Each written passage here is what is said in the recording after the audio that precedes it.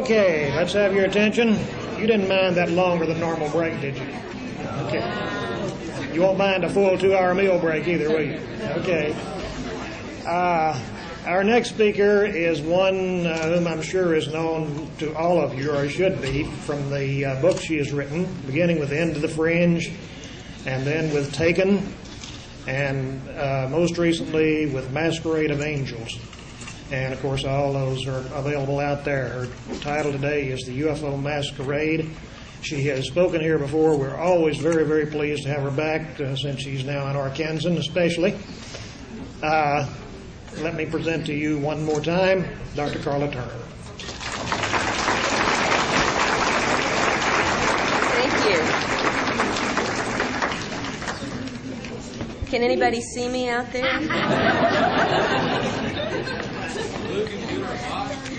I need a Coke carton, somebody to stand on here.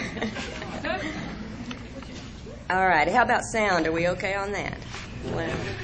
Well, before we get started, and someday my eyes will actually get used to this and I can see who you are out there, I just want to mention something. I haven't been able to sit in on many of the presentations so far because I've been working out front. And I don't know if anybody has made a big to-do yet over the fact that this is the 7th Ozark UFO Conference. Has everybody already celebrated that and I missed it? Well, this is the 6th one that my husband and I have been to, and I really want to thank Lou Farish for one more excellent weekend, if I survive it, that is. And, Lou really makes it feel very natural and effortless and so easy to be here, but I think Lou would agree with me that that's probably an illusion. I think it takes hours and hours and weeks of work on his part for us to come here like we do every year and listen and share and catch up with all our old friends and, for me at least, meet a lot of new ones. And all the while, we're getting, so much of the recent information in this field from some of the most committed researchers and reporters and investigators out here. Although maybe I shouldn't say committed. Maybe I should say dedicated instead.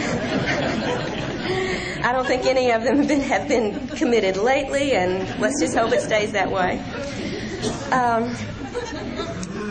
I'll tell you, though, with all the apprehensions, I hate to get serious on Saturday morning, but with all the apprehensions I have heard voiced in the UFO community and other communities over the past year about all the escalating social and political and scientific and religious repression and suspicion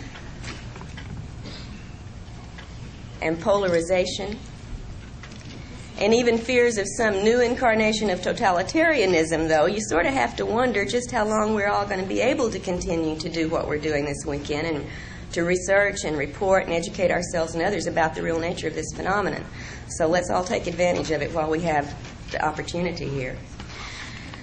Many of us attend a number of these conferences, and I think we read a lot of the relevant books in the magazines and journals, and we have a great network of friends and connections all over the country, all over the world, in fact, with whom we share information. And I just want to say, no matter what our differing views may be about the ultimate nature of this phenomenon, I think we all must agree we're living in a very exciting world and a very exciting time.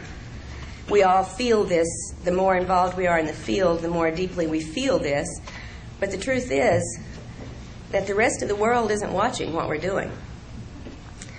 I would remind us all that the UFO community is very small.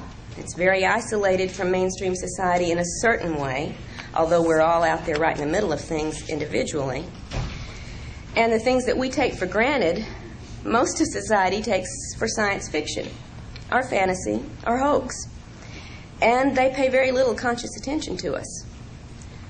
Now, the reality of this phenomenon is not part of their perceptions for the most part, and until it is, I feel that we have a strong obligation to try to do something about that. As an abductee and a family of abductees, I know that it's real, what we're dealing with.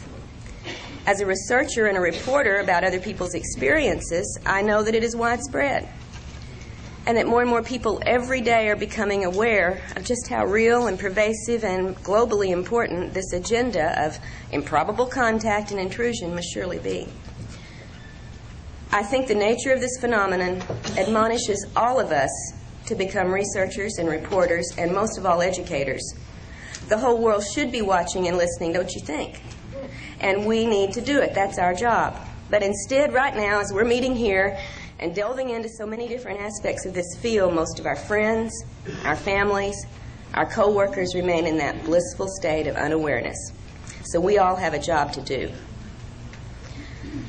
But that's not to say that no one out there is listening and watching, however. And one of the things I want to discuss here is the information about those folks who are paying attention to us, our own government, which we will get to a little bit later. I'm going to be very limiting on the topics I discuss here because I could talk the rest of the day on the 2 books and the information that I've been fortunate enough to learn from the people with whom I've been doing this research. And I'm not going to do that to you. It's Saturday. If you were partying last night like I am, the sooner we get to the cartoon and get out of here, I think the more rested we'll be for the things coming up the rest of the day. And there's some extremely important talks going to be going on later. But I'm going to limit my talks today to just a few topics that I feel are crucial. And these include the use of illusion and deception in the UFO and abduction scenarios, and also the nature of some of the physical procedures which abductees report experiencing during these encounters.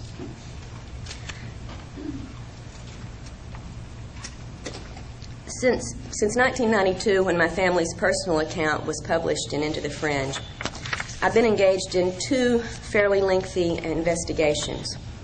And the results of this work we recently published in the books Taken, Inside the Alien Human Abduction Agenda, and Masquerade of Angels. And although Taken was published first, I'd actually been working with Ted Rice and Barbara Bartholick on the research that led to Masquerade quite a while before the work in Taken. So I'm going to refer to Masquerade's material first this morning. And then I'm going to look briefly at the reports of the 8 women who contributed their accounts to the material in Taken. And as I do so, I just want to point out again several important correlations to some of the things in the material from the women in Taken that had already turned up in the work that Barbara and I were doing with Ted Rice.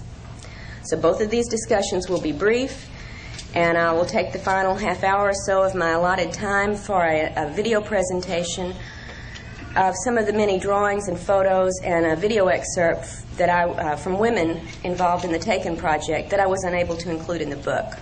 That's one of the things I really wish we could have done, was to include a number of these illustrations. So I'm going to do that today to try to make up for what we were not able to do in the book. In 1991, when I first met Ted Rice, I was naturally intrigued by his memory of a mass abduction experience in Shreveport, Louisiana. But I had no idea that looking into his report would lead me into areas that I'd never had to deal with before in this field. Accounts of angels and apparitions, of bargains made with ghostly guardians, of spiritualist philosophy and psychic work assisted by spirit guides. I mean, all of this was part of Ted's extraordinary experiences, but it was not anything in my field of expertise, believe me. But in listening to Ted's accounts, I began to see evidence that was more familiar to me, thank God, evidence that was very consistent with UFO sightings and abduction reports that I'd already come to know about. And since Ted had recalled an abduction involving a number of people, I wanted to see, first off, if there were any confirming evidence that we could locate.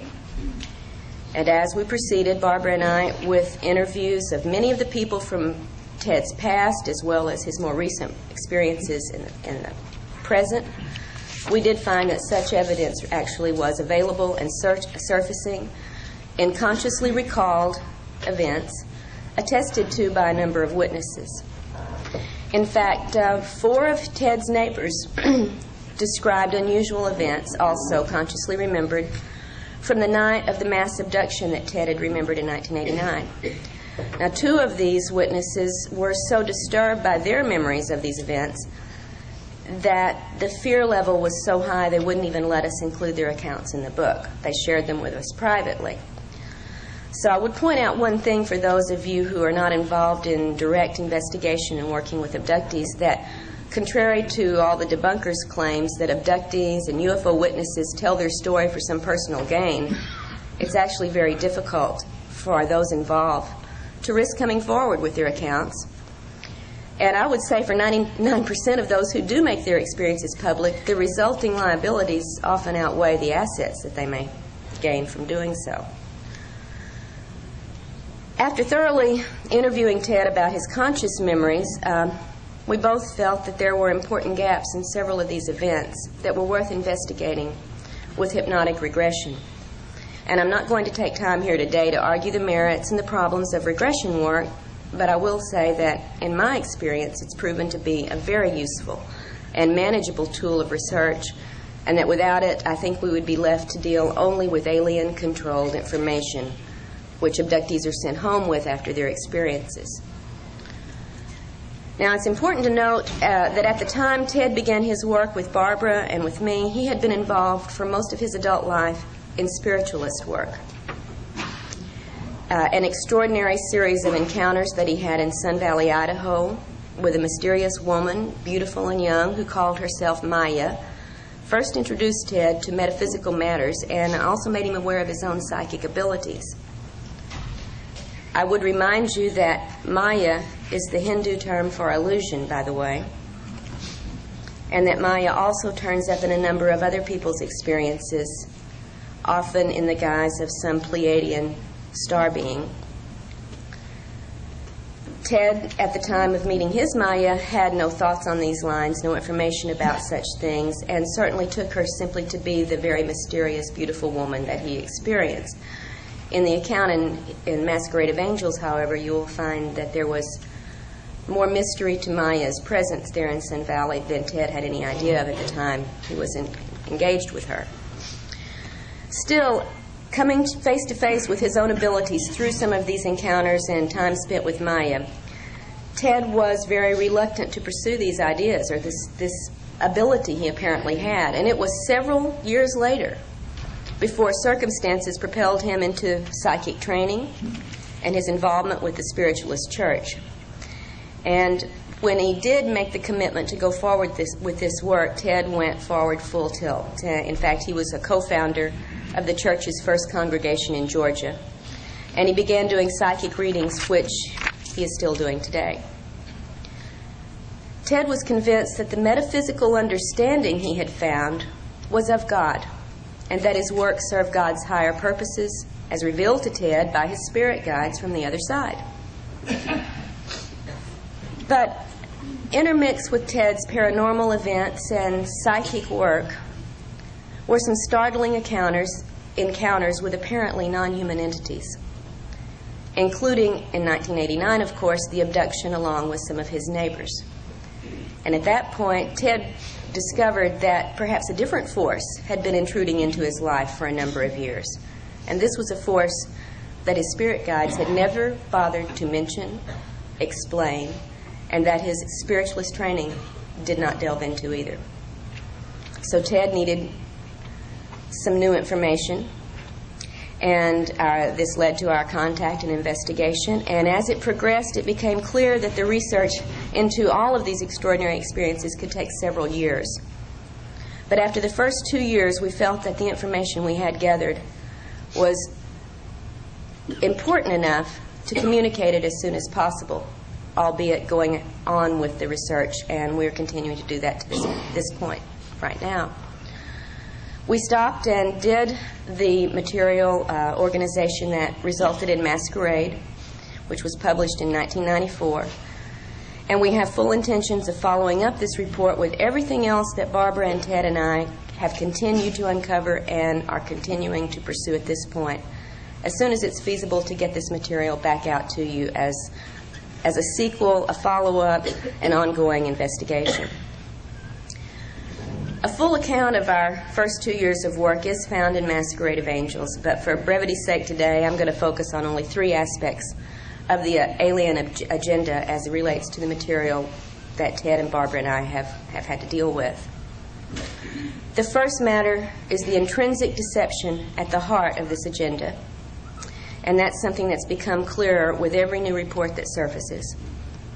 Whether we choose to call it screen memory, telepathic mind control, technological mind control, are virtual reality scenarios. The entities involved in the abduction phenomenon employ masterful illusory capabilities.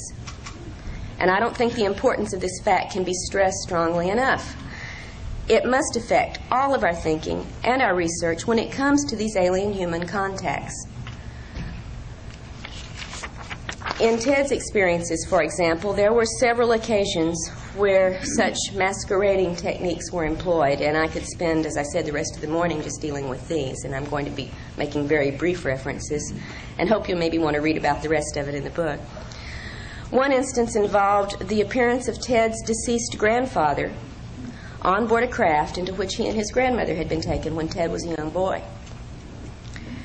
I think I spoke about this a couple of years ago when I was first working on Ted's material, and I didn't identify that this was Ted's story I was referring to. The scenario involved persuading his grandmother to engage in a sexual activity with a non-human entity, and when she refused to do so, saying she had only ever made love with her husband and he was dead, the aliens produced the dead husband. In another instance, Ted watched a scenario that surely was not occurring in normal reality terms. I call it a virtual reality scenario. And this began shortly after he had heard a very quiet sound like helicopter blades. And in this ongoing event, after the helicopter blade noise, Ted watched as a human-looking entity dressed in military clothes popped through the ceiling into the room, holding a young child that was very, very similar to Ted's appearance at the same age. And Ted was told that they were going to return that which had been taken from him. And an account of what followed from that, again, is in the book, and I won't take time to recite everything there to you, but the virtual reality event, there was certainly no human paratrooper popping through the ceiling carrying a young child in reality terms. But the illusion was quite as real as you and I here today. But perhaps the most illuminating of such events that we were able to investigate involved Ted and another woman, a woman who witnessed a third person, another woman, undergoing her own virtual reality episode, again marked at the onset by the sound of a helicopter. Now, some of you may be quick, as they say in the O.J. trial, to rush to get judgment on this and conclude that these events were generated by some terrestrial, governmental, or military covert mind control operation. After all, we've got helicopter blades out there. But it should be noted that only the targeted person in these events heard the helicopters, while others in the same house or same room did not. I don't think our terrestrial helicopters are that selective in the noise they generate. I believe now that the reported and confirmed details in all of these reports are strong evidence against accepting consciously recalled alien encounter reports at face value because of the illusion capabilities, because of the screens, and because of the virtual reality technology that we have witnessed being manifest by these entities. I believe that if we build our theories on such information, the consciously reported information only, we're building on sand, on illusions that the aliens create for us, and I think to confuse and mislead us. Now, this is not to say, however, that all alien encounters are virtual reality events, because there is also plenty of very strong evidence for the physical nature of many of these encounters. So to be perfectly objective, the definition of abduction would have to include any event or scenario that is generated externally for the targeted person, whether it be a physical encounter, a virtual reality scenario, or a telepathic contact. Now, a second important discovery from Ted's investigation, and this was important at least for me, was the possibility of cloned human bodies produced by these abductors. And that's the second thing I'd like to talk about briefly today. In the mid-1970s, a memory of a childhood event surfaced in Ted's mind during the night while he was sleeping. And in an altered state of consciousness, he got out of bed and went to his typewriter in the middle of the night and wrote out this memory as a story. In 1991 and 92, when Ted and Barbara began a series of regressions, it popped up in these events, this scenario that Ted had recalled as a story, but a very different version of that basic story emerged. A version in which he went through what can only be called a horrific experience, in which his original body he perceived as being killed and taken away, and his essence, for lack of a better word, we could call it soul, energy, or whatever term one would like to use, was contained temporarily in a black box, placed on a counter, and transferred shortly thereafter into a cloned copy of young Ted's body. This was his perception of what occurred with him, and this is the first time I had ever heard of such things really in any detail. Now, when we made our external investigation, interviewing people who were part of Ted's family and friends at the times many of these things occurred, several pieces of corroborating items did come out, all of which I tried to present fully in the book, but just briefly, one of the most telling, for me at least, was interviewing Ted's mother. And at the time that Ted recalled being transferred into a different body, his mother recalled the suffering he went through for weeks afterwards, feeling that his body was on fire, having to soak him repeatedly in ice water, trying to bring him some comfort, and noting that the childhood diseases that Ted had had before the cloning recurred afterwards. Excuse me. The third point that I want to correlate with information from subsequent investigations in the accounts in Taken concerns the possible involvement of human, apparently military, personnel with certain abductees. Now, if nothing else, this involvement of some authoritative agency within our government should tell us that our decision-making powers that be, the structure that pretty much controls how we deal with this phenomenon as well as with everything else going on in our society, takes this phenomenon very seriously. I would guess that most of you here have already learned about the many hard pieces of evidence that do reveal the government's knowledge of and involvement with the UFO question. Such classic presentations as those in Clear Intent and Above Top Secret can point you in the direction of getting your hands on the paperwork generated by the government that makes it very clear they have involvement they have never been willing to discuss with the public.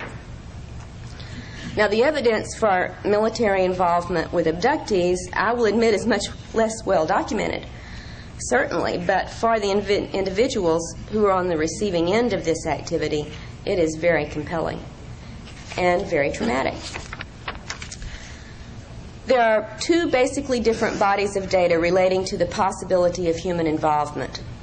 Now, the first body of data includes such external things as phone taps, mail interference, unidentified human agents who photograph the homes of abductees, photograph abductees themselves and follow them, sometimes even breaking into their homes, making threatening phone calls, apparently able to make certain medical records disappear, also alleged alien artifacts disappear, and it goes all the way to the extent of direct confrontations between the military personnel and certain abductees.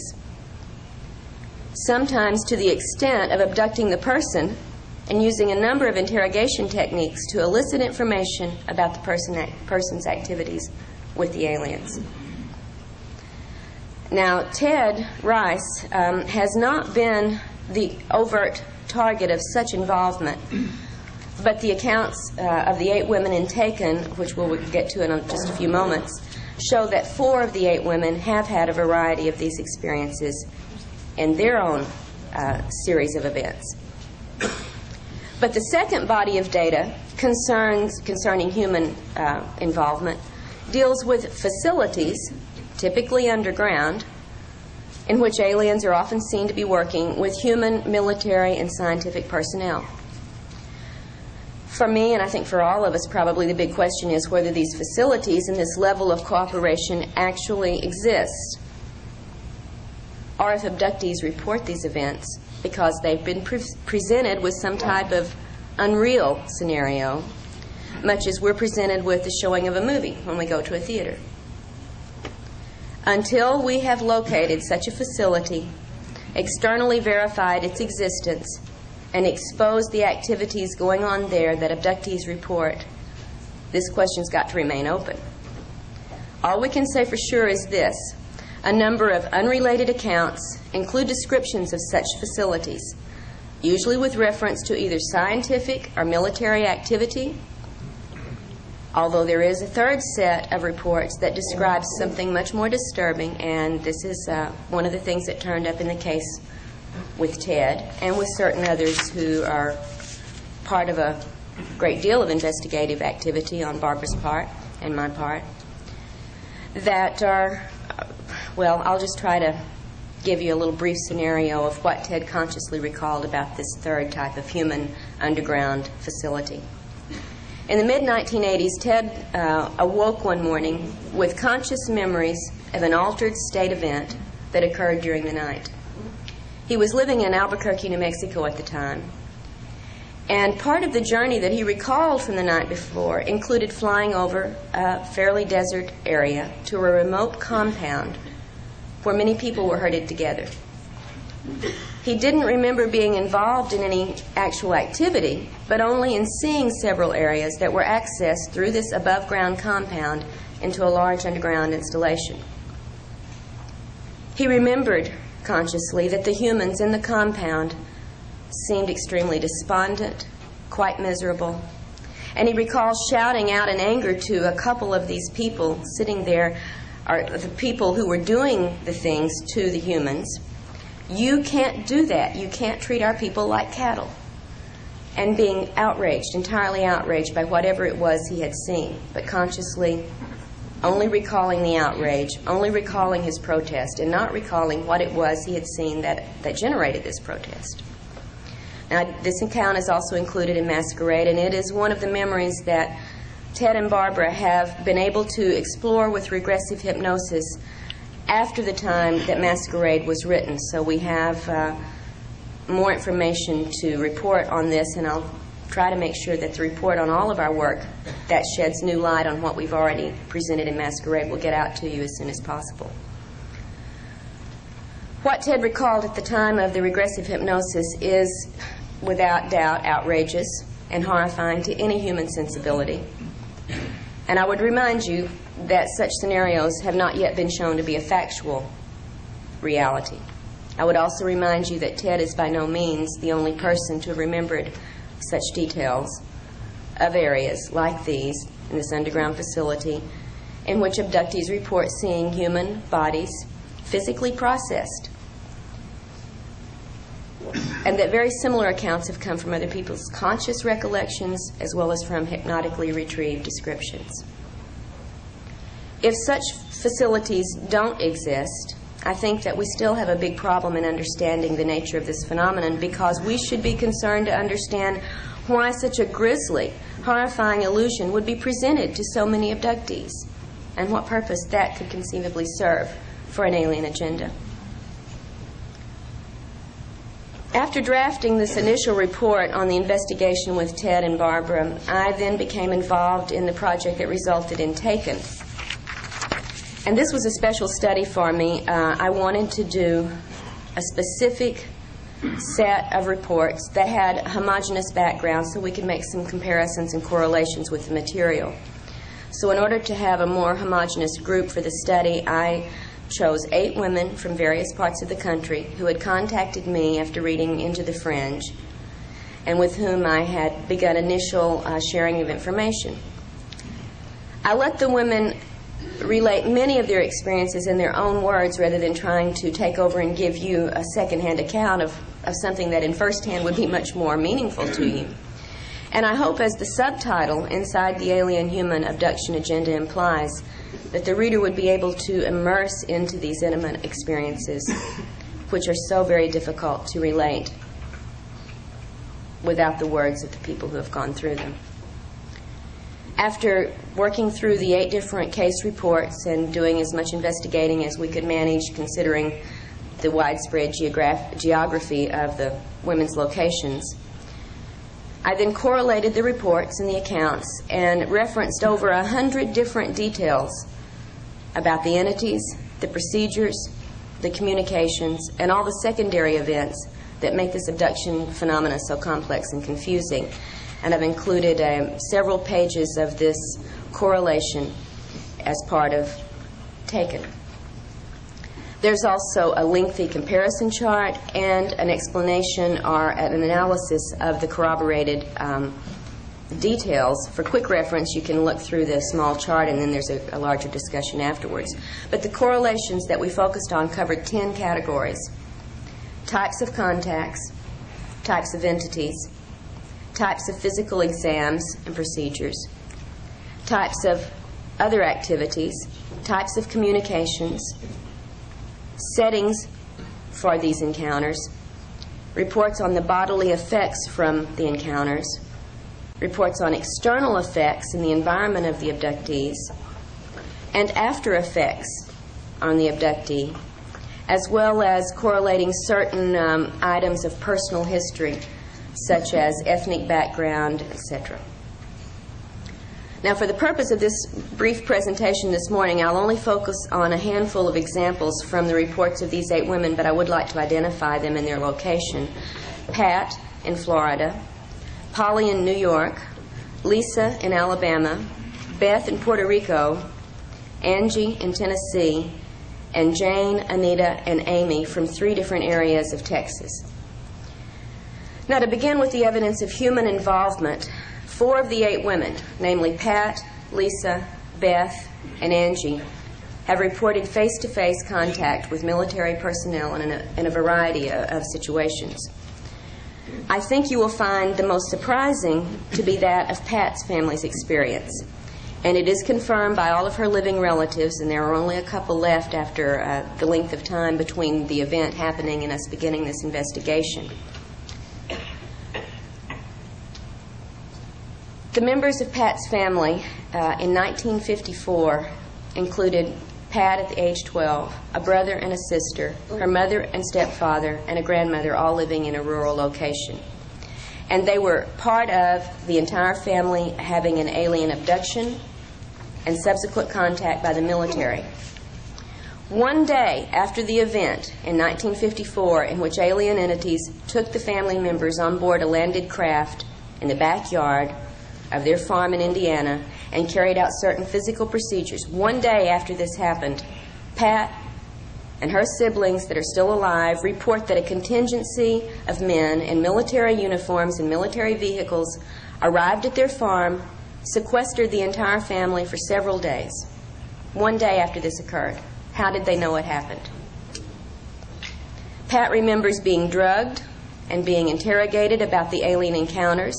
She remembers being told repeatedly that it did not happen and that what she remembered was not real. But this was not Pat's only encounter with the military, as she experienced another conscious abduction just 2 years ago, and this time she recalled the presence of a non-human entity in addition to the military personnel who took her from her home in Florida in a military truck to a rural location where an underground facility existed and where she was taken inside and examined. Both Lisa and Angie also reported interrogations by human agents and abductions by human personnel in which they were questioned and physically examined or underwent certain other physical procedures, which I recounted or let them recount in their own words in the book.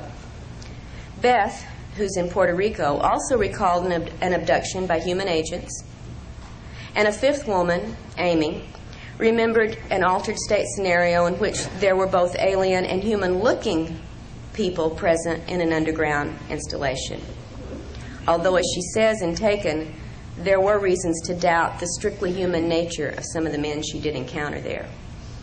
They looked perfectly human, she said, except for their eyes, which had the vertical slits.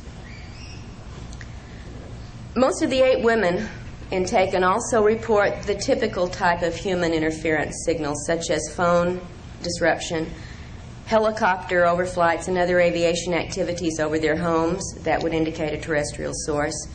And I've even witnessed on one such occasion, while talking on the phone with Angie, an interruption and a comment by the human who was monitoring our phone conversation. As Angie and I were discussing on the phone a statement made by one of the humanoid-looking aliens in one of her recent experiences, she asked me if I thought the alien statement that their origin was somewhere in the area of Cassiopeia was a possibility. What did I think about that? And as we discussed this, a completely human male voice intruded into our phone conversation after a little electronic zipping noise and said, quote, "There's a lot of them out there and we know where they come from." And then he zipped off the line, and that was, So, it's not all secondhand information that I'm reporting. We do have occasions to witness this ourselves. There's also a number of reports from the women that indicate a variety of illusory scenarios, one of the points I wanted to stress today, sometimes involving sexual situations, sometimes involving prophetic dreams or visions, and sometimes clearly screen memories of real encounters that left them with false recollections rather than with the real details of these events. I'd like to use my remaining time to discuss the nature of the physical procedures, however, reported by many of these women, and these women are very typical and representative cases for so much of the material reported that never gets to you or to me because it's kept very private and very confidential. Because I think we need to be aware of just how physically oriented so much of the abduction agenda really is. In addition to the bodily effects you're already probably familiar with, including rashes, hair loss, eye problems, nausea, and for women especially gynecological problems and irregularities, the greatest area of concern, in my thinking, is that of the implants, the devices that several of the women, like so many other abductees around the planet, describe as being inserted into their bodies. I think the most intriguing information that I report and taken, and that, in fact, I've come across in all of this work, has come from Amy's account of this altered state scenario I referred to briefly, where she was taken to an underground installation. She felt this was what she perceived. And I would remind you as I go through this brief presentation that in every encounter, the human's state of consciousness is externally altered and controlled in every encounter. And knowing the virtual reality capabilities and the screen abilities, we need to remember not to take everything as being the gospel truth that people come away remembering. Now, this has, however, been explored with some very thorough regression work, and so I do feel a little more confident in what I'm going to tell you about Amy's memory of this event today than I would if it were strictly her conscious recollection. In part of this scenario, Amy recalled going into the underground room, full of equipment, typically described from other alien encounters and other underground facilities, by the way, and seeing quite a large number of alien entities working here in this environment. But as I said earlier, there were also several human-looking men present, at least human-looking except for their eyes. One particular alien in the group that Amy perceived to be a female interacted with her directly. And this female alien began, basically, with an apology to Amy for the intrusions that some of her race were making into human lives. This entity proceeded to explain that she and her group were working with some humans to try to counteract what the rest of her group was doing to us. All right, so we've got to get the setup here on what Amy is being told. As the entity explained the negative nature of these intrusions for which she was apologizing, she then told Amy she wanted to remove 2 implants. This is one of the things they were doing to help counteract this negative intrusion activity, was to remove implants that the other group was putting into humans. And Amy recalled having an implant removed from one of her ears and another smaller metallic implant removed from the base of her neck, or skull.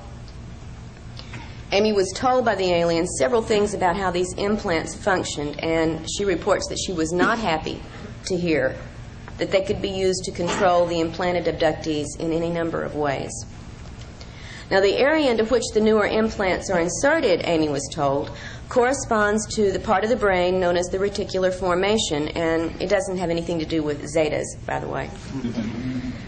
Thanks to Marianne Friedman, who's here this weekend from Arizona, and who was wonderful enough to share a lot of her research into the medical aspects of this brainstem activity. I want to just briefly refer to this, and then on Sunday morning, Marianne is going to go into a little more detail at one of the mini sessions, so I encourage you to listen to this material. The functions of the reticular formation that Marianne got me started looking at are staggering. And I'm sure some of you have been through this already. For me, it was just information I had to recorrelate with the accounts of the implant reports, especially those that Amy had relayed to me from her friendly implant-removing alien. The function of, I'll just read you a very brief statement from Nigel Calder's book, The Mind of Man, one of the earlier classics of our modern time, on brain activity and brain research. And here is a quote about this reticular formation area. If the primary job of the brain is to enable its owner to respond effectively to events, the strongest claimant for mastery is not the roof or the cerebral cortex at all, but the brainstem. The brainstem net is well placed to monitor all the nerves connecting brain and body. It knows what is going on better than any other single part of the brain.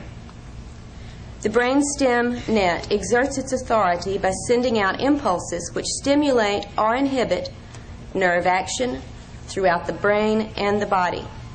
It can override activity in the spinal cord. It regulates the signals from the eyes, the ears, and other sense organs, thereby providing an agency for selecting what is to be attended to from moment to moment. And it is this part of the brain that Amy was told was now the most common area for the newer alien implants to be located. If the aliens are indeed placing control implants into this area, then they would be able, as you've seen from this just very brief description of the brainstem activity, they would be able to control everything from the person's level of consciousness, to the bodily functions, to the memory and thought processes, and the assessment of all sensory input. Now, if you don't think the implications of that kind of control are overwhelming, think again. And I hope Marianne will stimulate some exciting conversations with you tomorrow morning about the possibilities of this area of the brain being the point of alien control through which abductees can be kept awake, put to sleep, put in an altered state, made to get up and do things that they would not choose to do, made to say things they would not say, made to forget things that they have said and done, etc. All sensory input being controlled by this area. Through the implant, any number of realities can be presented to the abductee that are not really there. And what one remembers is controlled through this area, so the repression of memory of these events is very easily controlled as well. I think the implications are staggering. So also, however, are the implications of the final point I want to make this morning, and that is the reports on the cloning of human bodies that I previously encountered with Ted's investigation. In the women of Taken, two of the women, Pat and Lisa, both remember being shown cloned copies of their bodies, just as Ted reported having a cloned copy of his body. But the explanations that Pat and Lisa received from the aliens about these cloned bodies are highly contradictory. As I talk about in the book, Pat, whose alien experiences, now this is the woman who had the 1954 family abduction in Indiana, followed by the military's arrival and sequestering and drugging and so on. Pat had throughout her alien encounters, a very religious atmosphere or overtone to these events. instrumented by the aliens. For instance, the first time there on the farm that the family was abducted, when Pat's grandmother began to, what we would say now, freak out and start praying to Jesus for help as these little grays came into the room, a blue beam of light came through the ceiling, just like in Star Trek, and Jesus popped out of it and said, in effect, they're with me, it's okay. And as I'm very fond of saying, and I don't know why I like this so much, except it always gets me, I asked Pat what Jesus looked like, and she said, oh, he was beautiful. He was so awe-inspiring. He was blonde-haired and blue-eyed, and just beautiful. And I said, hey, Pat, look back at the New Testament. I don't think that's what Jesus probably looked like, historically speaking. And it went right over Pat's head, and she said, with tears of joy in her eyes, well, this one did. They knew how to push Pat's buttons. She was a very religious person. She was also told essentially that the aliens there with her were angels, and that their job was to prepare new bodies, as mentioned in the Bible, for the coming return of Jesus and the resurrection. When Jesus comes down with the legion of spacecraft to carry out this changeover, it was the aliens who are in charge of providing those new bodies. You want to see yours, Pat, they said? So this was wonderful. Pat is now assured that when the resurrection comes, she's got the vehicle for it. Lisa, on the other hand, down in Alabama, was told that the cloned copy of her body could be used in a very threatening manner. In effect, that it could be used to replace her if she didn't cooperate with the alien program, and that no one would know the difference. Not quite the same story as the resurrection. I would point out that such an implication of threat and replacement was also made to Ted Rice during an abduction when he was a young teenager, and there were several other teenagers abducted with him at that time, and cloned replacement threats were made also at that point.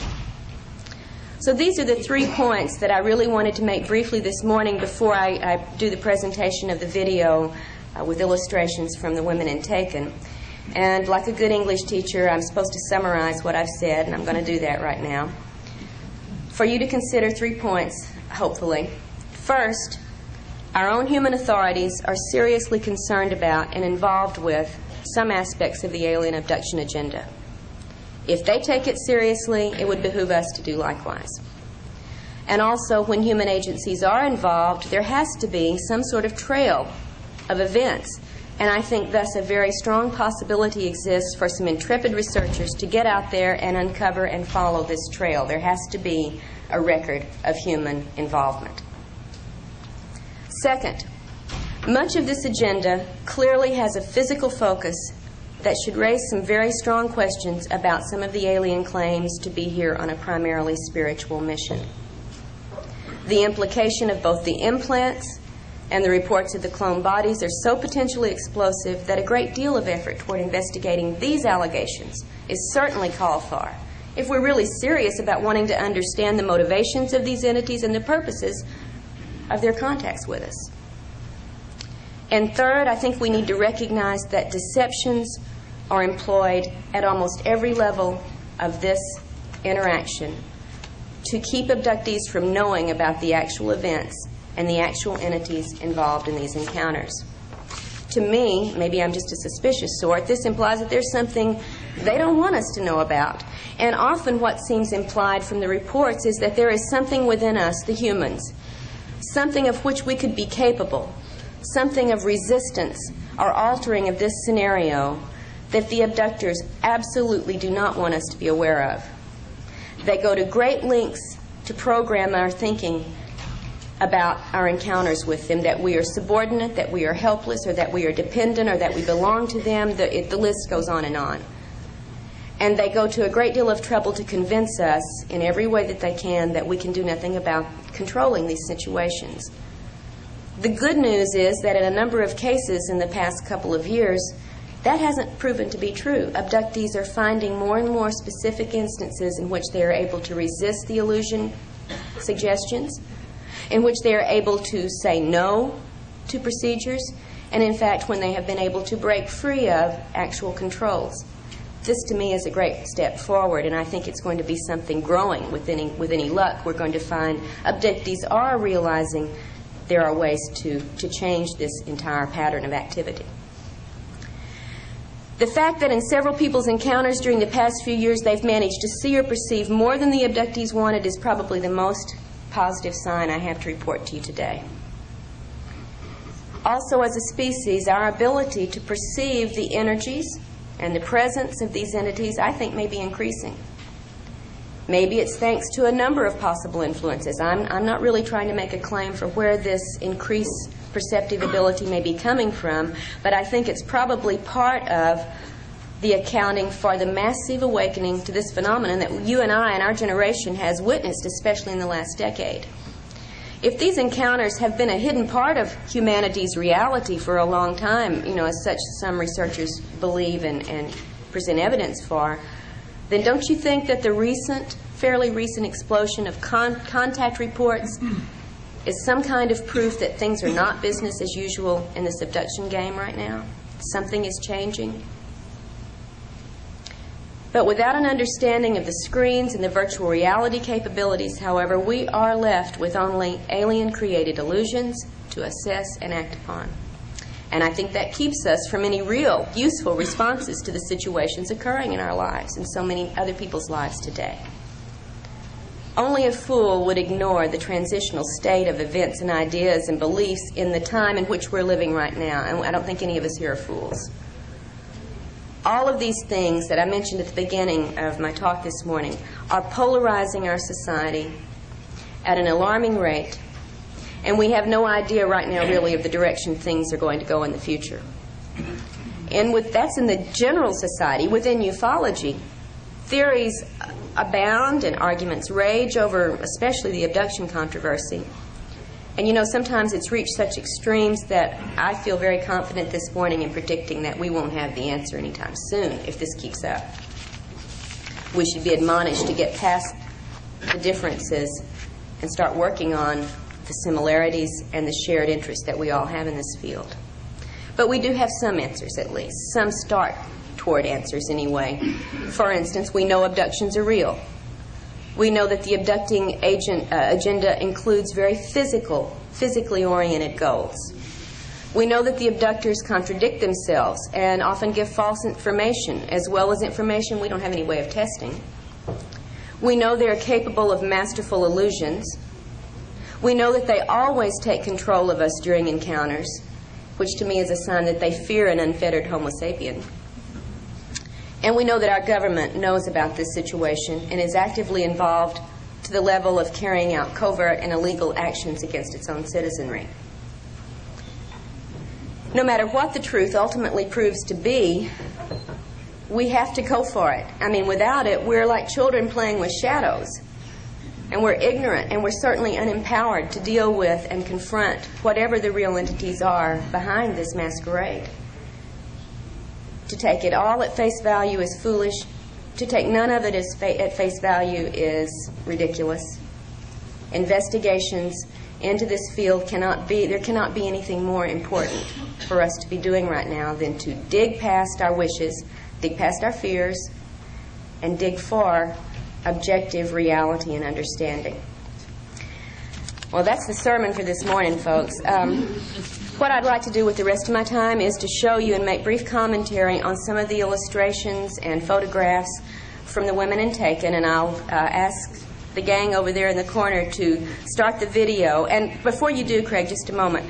Most of the video is of slides, of photos and drawings. At the very end of this, however, is an excerpt from a videotape one of the women in Taken made when she was having extreme military aircraft activity over her rural cattle ranch in Tennessee. And I might point out that mysterious deaths and cattle mutilations on that area during this time corresponded to those in Alabama that Linda has made us all familiar with, and none of which were explained. Even when there were no mutilations, the dead cattle were simply, all they could find was unknown toxicology, and it led in a year's time to a loss of $11,000 worth of cattle. So this is something pretty big for the family involved here.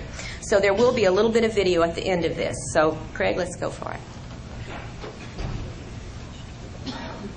This is the farmhouse in Indiana in 1954, Pat and her siblings and her mom. This is where the aliens abducted the family, and then the next morning the military came and sequestered them. This is the only drawing that Pat has made of later experiences. She called that little device the soul machine, and she sat on it and ran her hands over those little holes of different colored light, and she heard a sound they told her was the sound of her soul. I'd love to hear about other reports similar to this, if any of you know of them. This was also in the facility where she was shown the cloned body. This is Polly's drawing of some of the bulbous, wrinkled-headed aliens. She said they almost posed for her to get this conscious memory. You know how often they don't give you very much to take back consciously. And this kind of alien description has turned up in other people's reports. We'll see one more in here, in fact, in a little bit. From Lisa, here's one of her. She says, "I'm no artist. Don't tell me I am, because I know I'm not." And I think she did great for being no artist to show the hooded figures.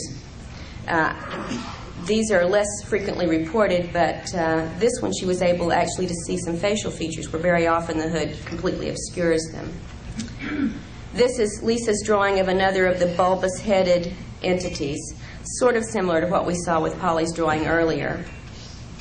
And these have been reported in a number of other cases as well. Not your typical gray or reptoid or insectoid, but something seeming to have more of a porpoise-type bulbous forehead. A typical gray in a hat, right? And this happens. I remember seeing one myself when I was quite young. She said this was surprising because its mouth would open, and we have a few cases where the little slit has actually opened. So just one of Lisa's representations. This one, she says, is very similar to a figure in Linda Howe's latest book with the flat, ridged nose area. This entity, she's not real fond of at all, was involved in what she said was one of the rape scenarios she was put through. Let's see what's coming up next. Lisa's drawing of the reptilian entity that was very aggressive sexually with her as well. And again, she says, please remember, she's no artist, but it was a brown, scaly, hard exterior with the slit eyes, vertically slit eyes, and clawed appendages or fingers. And a very robust entity. Symbols that she has seen in these, and this is so typical. I mean, we could flash symbols, and so many of them are some version of the triangle and the circle. We'll see another variety of this kind of symbol a little bit later with Angie's drawings.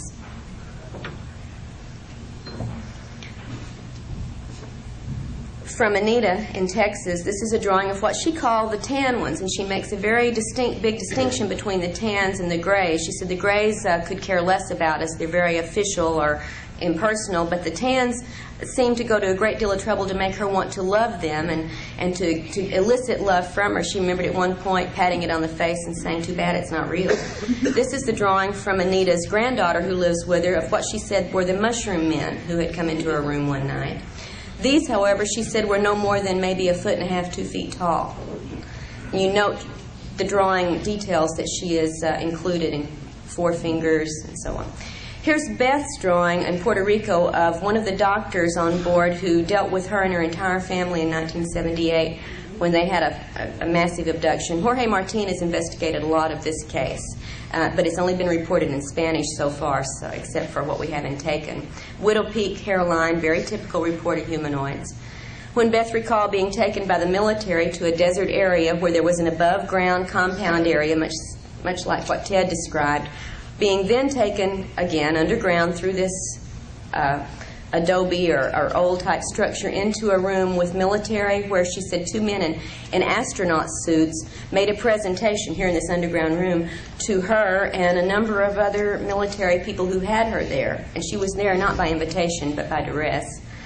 So very similar to what Ted had remembered from the mid-'80s event in Albuquerque. We don't know where these facilities might be, but, you know, Kirtland's not that far away. One of Jane, also one of the women taken from Texas, one of the photographs of a UFO, Jane's entire scenario began with a number of overflights of UFOs witnessed by neighbors and relatives, and she was instructed on this day to clean her camera, get new film, and go out. They were going to be there. And this is one of the shots. Some of the body marks that we've talked about so many times, the triangle of punctures on Jane's arm, are typical of what most of us have had recurrently. Let's see if we can go on to some other physical marks, I believe, here. We'll see a little bit later. If not right now. I can't remember the order of these things. Yeah, this scoop mark on Jane's leg. Now, there are some scoop mark reports that we've had, including one in the family, where after the scoop begins to heal, a waxy grayish substance oozes out of this for a while, and then it heals up to the regular scoop mark that we know. And this is one instance of that happening with Jane. Jane's drawing of a memory of being before this council of long-haired, light entities. She cannot recall what they were telling her, however, but this was the best she could do to capture the feel of these faceless entities. And again, this is often a similar situation reported by other people, including one other in the book taken, Amy. An unusual scenario, Jane recalled only snatches of an encounter in which she saw robed aliens at work in one of the facilities, and she heard them listing certain places in the Texas, Louisiana area by name, certain towns and locations, and then the words activate, activate, activate. The little black box, the memory of the faces, seeing her feet as she's being carried out of here, all just very partial glimpses from an event in Jane's recollections. And the little black box is very similar to the box used in Ted's cloning soul transfer event. And you notice these weird black tubes coming out. We're going to see that later in other drawings.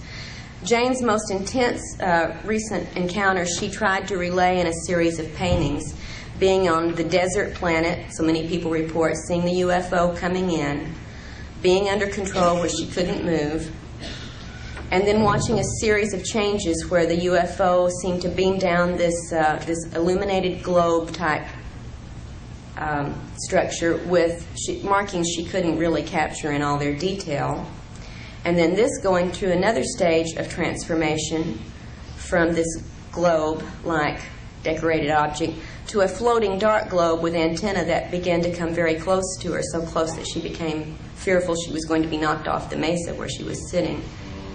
And the last conscious memory she had of this event was of this globe coming up right to her face. Under regression, we found out some more information about what went on, including an implanting procedure that this globe was involved with in Jane's suppressed memories. This is Angie, the woman in Tennessee. One of the rectangular scorched areas or dead areas on her property from an event, this now for a year and a half, of course, nothing grew there. This was an event she had recalled seeing the night before, or briefly before, I can't recall if it was just exactly the night before, in which there was this rectangular device with two aliens out in the yard near the barn area, apparently taking soil samples, which of course, they've been doing since time immemorial. They just can't get enough of our soil. But the mark on the ground was physically there for quite a while. And if anybody's willing to pay for some soil sample testings, we've got some. Here's the area of the rural cattle ranch where the mutilations and unexplained deaths have occurred. And you're going to see video from this area of overflights. I just wanted you to see how remote this was from any highly populated area. One of the unexplained deaths, this was not a mutilation, it was the report from the vet was unknown toxicology, and there were a number of other cases both in the Tennessee and Alabama area during this time. But there were also mutilations among the cattle on Angie's property. There's one that seems to be almost an interrupted mutilation. I'd love to get Linda's analysis of this. You see a triangular patch of skin has been cut but not taken off yet. The jawbone has been cleaned. It's like something either was human activity mimicking alien mutilations or an interrupted mutilation of some sort on a calf there. Angie's fetus, after an alien implant that she later miscarried, she actually retrieved the fetus, but under control, of course, took care of making sure it did not. Well, it was retrieved by aliens, she believes, the day later. But she saw the size of it and the features of it. She said when they came back to induce the miscarriage that this was the instrument, the long instrument that was used to induce the miscarriage vaginally, and this little container was, she said she had no idea what the little container was for, but she did remember that also being present on the bed in her bedroom when they came to cause this loss of the child. Some of the marks from some of Angie's experiences, again, the sets of punctures, correlated with consciously remembered events. One of the fetal nursery representations, this is what Angie saw, and this one is included in the book, so you can read more carefully what description she has for the various things. Very similar to what else we've heard about. Angie is an illustrator artist, so she has done a lot better with some of her recollection drawings than many others. But again, in the corner you see the little black box with those hoses running out of it, just like Jane had seen in Texas. In fact, Angie has a number of excellent illustrations, but we could do that all day. Here's one of them, one of the suited grays, which she said rarely would she see them in clothes. This one had an outfit on. And she didn't know what the little jumble of shapes on the table was. She said maybe it was art. I don't know. Nothing was explained to me. She also had encounters with, actually 7 different alien physical types. This one with the bumpy skin, the bumpy joints of the fingers, etc. And some of the aliens with which she had contact were completely human-looking, although they didn't act human, they did look human, notably brown-haired and blonde-haired humans. Here's one of the brown-haired woman and man, and he's got some equipment. We can't really see it very clearly here, as if he's scanning, I don't know, the air or something, taking readings of some sort, and the woman escorted Angie into back to the craft for her encounter later on. This was just out on her property. This one, both Angie and her husband recalled the little troll-like or dwarf-like entities coming into the room, and in fact it was her husband who was taken away in this encounter. And they both remembered all of this consciously. And these troll or dwarf-like entities turn up, as you'll see in the correlated chart of comparisons there in the book, with more than just Angie in the book, and with a lot of other people too. Again, we see one of the emblems. We've got the triangles. I think they show up almost every time unless we have the serpent showing up. She said this was on a belt that one of the entities was wearing.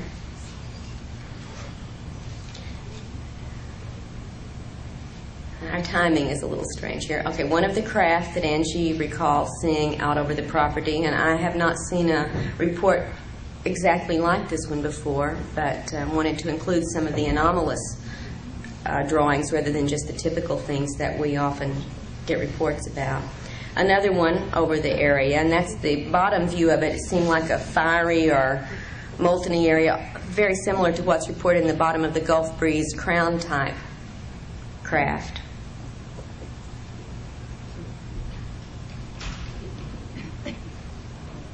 And that craft here, you can see for comparison of size, Angie below and the craft above when she was being beamed into it.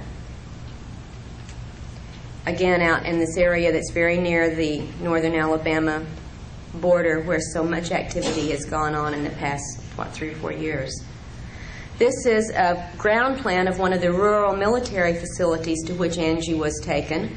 A series of buildings, of areas where craft were parked, of a perimeter fence. This was, and of a rural dirt road. She was taken into one of these buildings and interrogated. And there were a number of other humans there, she said, apparently also abductees besides military personnel. Close up of the view of the building into which she was being taken, and one of the people who was escorting her. And she was taken along with 3 other women on one occasion into this facility. We know of another facility into which she's been taken under conscious control. It's not the same as this one. This strange little craft, from one point of view, looks like a winged aircraft from the military. You've got a little flag on it. The other side, not there. And that back compartment is where she and the 3 other women were placed when they were picked up and taken to a facility. In one of the underground places that Angie recalls seeing was what she called the upturned helicopter, or the rotorless helicopter. And again, we have gotten reports from around the country over the, through the past of similar copter-type devices that apparently are not copters. two pictures. Angie was taking pictures of overflight trails, and here it just does not show up. So, but if we could look at these up close, these are taken identical, moments apart, snap, snap. And in one is a very small object that under enlargement appears to be a spacecraft. It's not there in the other one. So we need more analysis on that. Now on to Amy in Texas. This is a drawing of her conscious recollection of her first UFO sighting in Denton, Texas in the early 1980s. And there was a missing time episode and a very confusing screen memory overlaying what she consciously recalled from this. Amy recalls being taught many things by the entities that have worked with her, including, as here with her two young daughters, being shown how to pass through solid objects. And since she had mastered it, now they were going on to the daughters. Of course, she can't do it when she's not with the aliens. One of her daughter's drawings of a ball of light that she has seen a couple of times in the house, and this is a young child's drawing. She says she's only seen this one a couple of times. It's 2 to 3 feet wide, but the one she has seen more frequently is much smaller, like a probe device that we've heard reported numerous times. This one being slightly different, as you'll see here. She said it's like a wiggly tail appendage coming off of this one, but she says this is frequently in the room with her. And she doesn't seem to be fearful of anything to do with these probes, these light sources, although she's not real happy when the aliens have interacted with her. This is a recent just doodle that the daughter had made at 8.5 years old that the mother managed to get me a copy of, and you can see a lot of the what she's doodling out here obviously has some significance to the abduction experiences she's had. Amy's memory of consciously waking up as she's floating down her hallway into the kitchen and out the back door in one of her events. She said that was the conscious part. After she got outside, she didn't remember anything, but you can imagine waking up floating and being a little bit surprised. She quite was. This is the FEMA Underground Center of Government facility across the street from which Amy lived at the time she was abducted and taken to an underground facility with human and alien entities. This is also the same facility that was less than 2 miles from the house my husband and I lived in when he was abducted by military and taken to an underground facility. Just thought you might want to drop in and tour the place. Her screen memory began with this abduction where the alien apologized and removed the implants, with seeing what she thought was a big moon with the entities floating above them. Now, a lot of this is from conscious recollection, and some of the drawings are also from what she gleaned through hypnosis. She recalled being in her dining room where these the non-Earth representatives, as she called them, and the human representatives first came to get her to take her to this facility. And the men all look quite human. She said, in fact, she almost thought she recognized one of them as a political figure, but she wasn't really certain. She was told they were ex-professional pilots, military people, and so on, but when she got up close to one, she could see the vertical slit eyes and began looking at the other men and said she was aware that they had contact lens coverings over their pupils. And without the coverings, with the coverings, they just looked, she said you couldn't tell them from your neighbors. She was told to not remember this scene, and she fought very hard to do so. The facility room into which she was taken, now the little drawing at the front of that is Amy with the female alien who was apologizing and removing the implants. She said the entity had a plastic-like mask over its face, and it's very confusing what the purpose of that might have been, because if it was to keep the eyes from having any kind of control, certainly it didn't work, because the eyes were the only thing that actually did show on her face. And we'll see that a little closer up in just a moment. I think. Yeah. Amy's drawing of the removal of the implant from the ear, which seemed to be of a malleable, flesh-colored substance, and when it was pulled out of the ear and shown to her, it disintegrated. And we have another report, Barbara Barthlick has another case report where an identical ear implant did exactly this when removed. It just broke into pieces and dissolved, disappeared. But she said when she looked at it before it changed, she could see what were embedded in it, like finely placed little wires or filaments that were in this biological-looking or flexible-looking material that was very flesh-colored. Then the removal of the implant from the base of her neck. And there is still a little white circle from where that occurred. At this point, there was nothing on that we had evidence of from the ear removal. This implant was more typical of some others we've seen on drawings and x-rays, metallic filament rod with little filaments on the end. She shows here, as we talked about earlier, where the implants are. The old implants were being placed, and the new ones, she's told, are going into the spine, the brainstem area.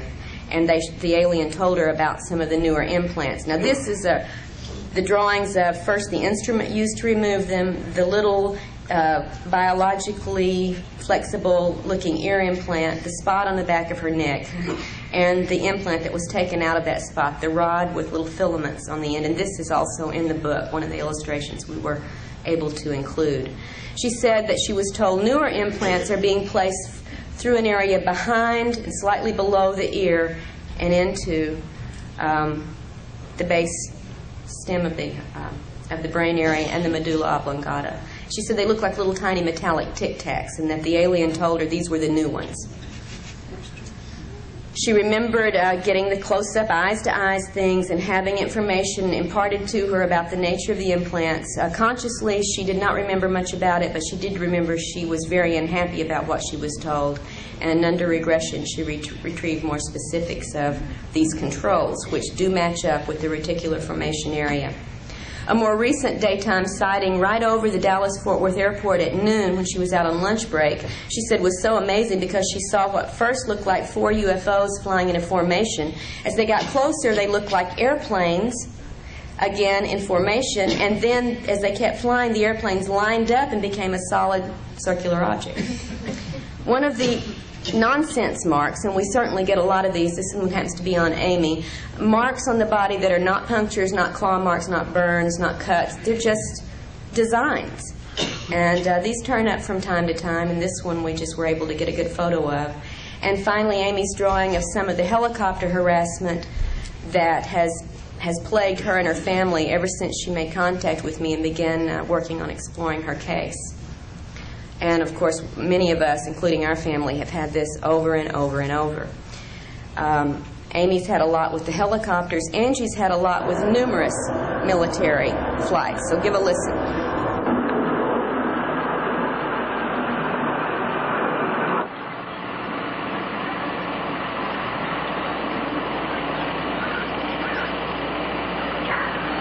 The second time it circled.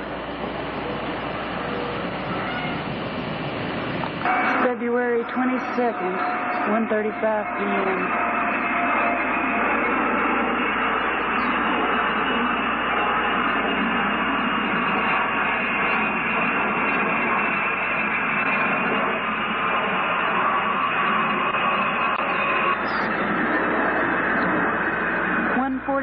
p.m., February 22nd. 10 minutes later, it's back circling. On the original, you can see some strange antenna display on these that don't show up as we've made the generation down copies. Second, 2 p.m. 15 minutes later, it's back.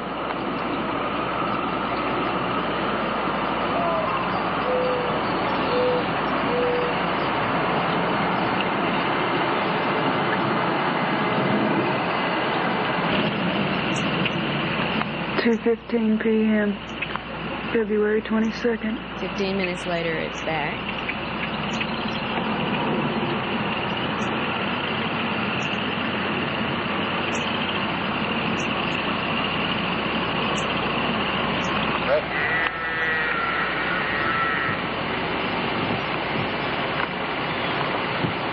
Notice this tight What could have uprooted a tree that big is beyond me.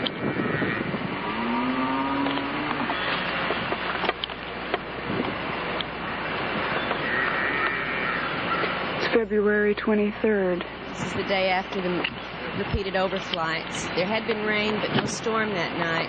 If you'll notice, trees very close to this one are totally unscathed, except for two that have sheared off top branches and no other damage to smaller limbs around them.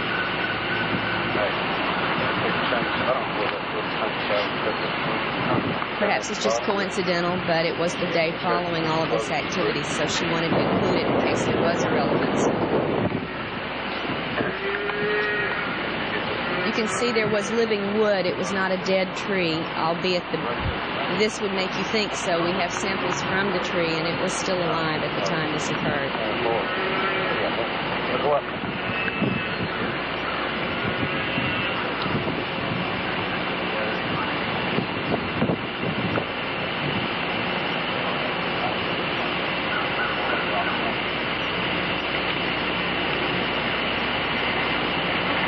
See, the tree that close to where it was uprooted is totally untouched.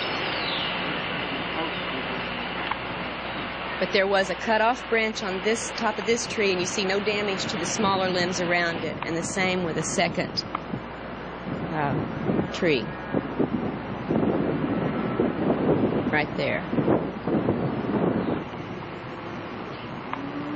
3:15, February 26th. It's 3 days later she begins to have other activity, and this goes on intensely for about a 2-week period. It's just a little of what she captured. 3:25, February 26th.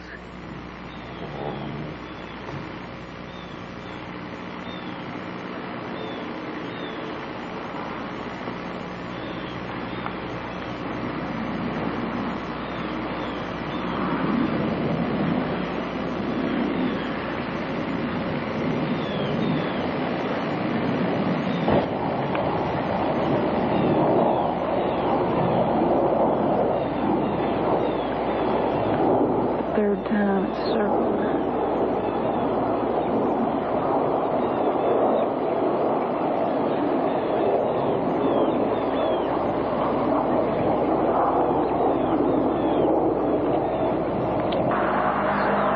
Six p.m. March 5.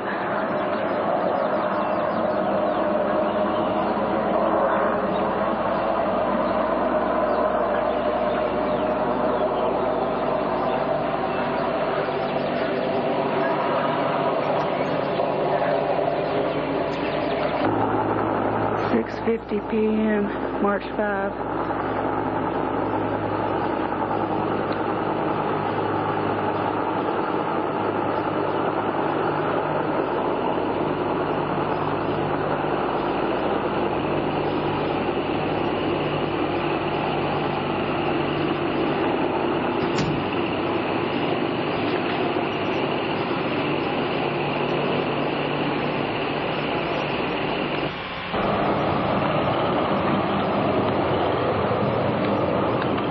March 6, 3 p.m.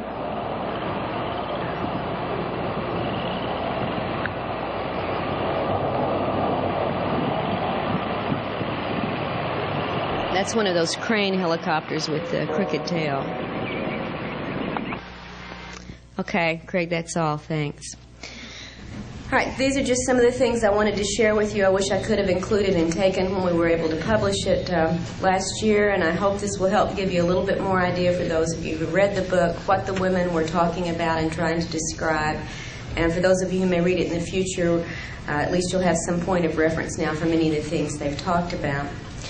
Really enjoyed the opportunity to share at least these few facts with you today, and I appreciate your attention, and we'll have questions this evening at the speakers panel, so thank you very much.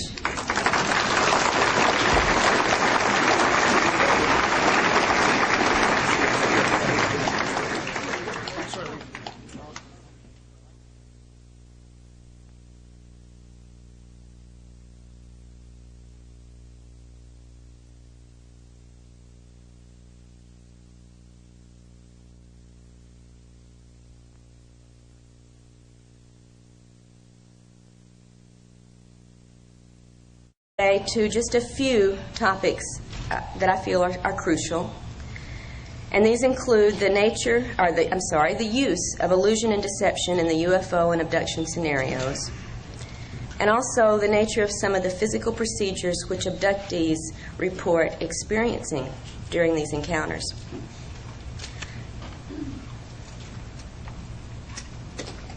Since 1992, when my family's personal account was published in Into the Fringe, I've been engaged in 2 fairly lengthy investigations. And the results of this work we recently published in the books Taken, Inside the Alien Human Abduction Agenda, and Masquerade of Angels. And although Taken was published first, I'd actually been working with Ted Rice and Barbara Bartholick on the research that led to Masquerade quite a while before the work in Taken. So I'm going to refer to Masquerade's material first this morning.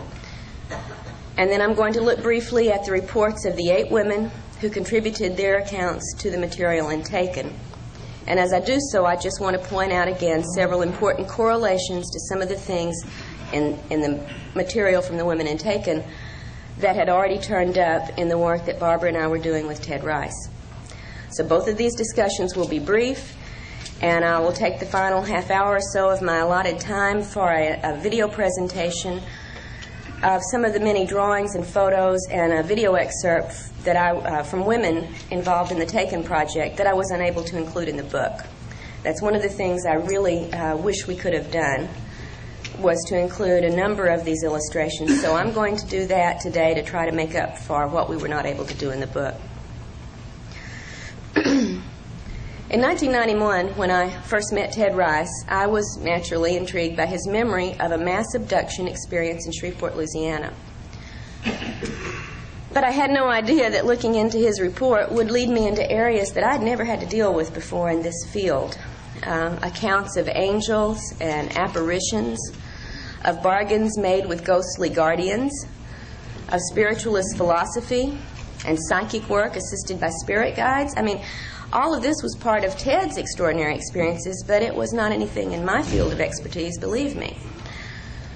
But in listening to Ted's accounts, I began to see evidence that was more familiar to me, thank God, evidence that was very consistent with UFO sightings and abduction reports that I'd already come to know about. And since Ted had recalled an abduction involving a number of people, I wanted to see, first off, if there were any confirming evidence that we could locate. And as we proceeded, Barbara and I, with interviews of many of the people from Ted's past, as well as his more recent experiences in the present, we did find that such evidence actually was available and surfacing in consciously recalled events attested to by a number of witnesses. In fact, 4 of Ted's neighbors described unusual events, also consciously remembered, from the night of the mass abduction that Ted had remembered in 1989. Now, 2 of these witnesses were so disturbed by their memories of these events that the fear level was so high they wouldn't even let us include their accounts in the book. They shared them with us privately. So I would point out one thing for those of you who are not involved in direct investigation and working with abductees, that contrary to all the debunkers' claims that abductees and UFO witnesses tell their story for some personal gain, it's actually very difficult for those involved to risk coming forward with their accounts. And I would say for now... Okay, let's have your attention. You didn't mind that longer than normal break, did you? Okay. You won't mind a full 2-hour meal break either, will you? Okay. Our next speaker is one whom I'm sure is known to all of you, or should be, from the book she has written, beginning with Into the Fringe, and then with Taken, and most recently with Masquerade of Angels. And, of course, all those are available out there. Her title today is The UFO Masquerade. She has spoken here before. We're always very, very pleased to have her back, since she's now in Arkansas, especially. Let me present to you one more time, Dr. Karla Turner. Thank you. Can anybody see me out there? I need a Coke carton, somebody to stand on here. All right, how about sound? Are we okay on that? Well, before we get started, and someday my eyes will actually get used to this and I can see who you are out there, I just want to mention something. I haven't been able to sit in on many of the presentations so far because I've been working out front. And I don't know if anybody has made a big to-do yet over the fact that this is the 7th Ozark UFO conference. Has everybody already celebrated that and I missed it? Well, this is the 6th one that my husband and I have been to, and I really want to thank Lou Farish for one more excellent weekend, if I survive it, that is. And, Lou really makes it feel very natural and effortless and so easy to be here, but I think Lou would agree with me that that's probably an illusion. I think it takes hours and hours and weeks of work on his part for us to come here like we do every year and listen to things individually. And the things that we take for granted, most of society takes for science fiction, or fantasy, or hoax. And they pay very little conscious attention to us. Now, the reality of this phenomenon is not part of their perceptions for the most part, and until it is, I feel that we have a strong obligation to try to do something about that. As an abductee and a family of abductees, I know that it's real, what we're dealing with. As a researcher and a reporter about other people's experiences, I know that it is widespread, and that more and more people every day are becoming aware of just how real and pervasive and globally important this agenda of improbable contact and intrusion must surely be. I think the nature of this phenomenon admonishes all of us to become researchers and reporters, and most of all, educators. The whole world should be watching and listening, don't you think? And we need to do it. That's our job. But instead, right now, as we're meeting here and delving into so many different aspects of this field, most of our friends, our families, our co-workers remain in that blissful state of unawareness. So we all have a job to do. But that's not to say that no one out there is listening and watching, however, and one of the things I want to discuss here is the information about those folks who are paying attention to us, our own government, which we will get to a little bit later. I'm going to be very limiting on the topics I discuss here because I could talk the rest of the day on the 2 books and the information that I've been fortunate enough to learn from the people with whom I've been doing this research, and I'm not going to do that to you. It's Saturday. If you were partying last night like I am, the sooner we get to the cartoon and get out of here, I think the more rested we'll be for the things coming up the rest of the day, and there's some extremely important talks going to be going on later. But I'm going to limit my talks to and share and catch up with all our old friends, and for me at least meet a lot of new ones. And all the while we're getting, so much of the recent information in this field from some of the most committed researchers and reporters and investigators out here. Although maybe I shouldn't say committed. Maybe I should say dedicated instead. I don't think any of them have been committed lately, and let's just hope it stays that way. I'll tell you, though, with all the apprehensions, I hate to get serious on Saturday morning, but with all the apprehensions I have heard voiced in the UFO community and other communities over the past year about all the escalating social and political and scientific and religious repression and suspicion and polarization, and even fears of some new incarnation of totalitarianism, though, you sort of have to wonder just how long we're all going to be able to continue to do what we're doing this weekend and to research and report and educate ourselves and others about the real nature of this phenomenon. So let's all take advantage of it while we have the opportunity here. Many of us attend a number of these conferences, and I think we read a lot of the relevant books in the magazines and journals, and we have a great network of friends and connections all over the country, all over the world, in fact, with whom we share information. And I just want to say, no matter what our differing views may be about the ultimate nature of this phenomenon, I think we all must agree we're living in a very exciting world and a very exciting time. We all feel this. The more involved we are in the field, the more deeply we feel this. But the truth is that the rest of the world isn't watching what we're doing.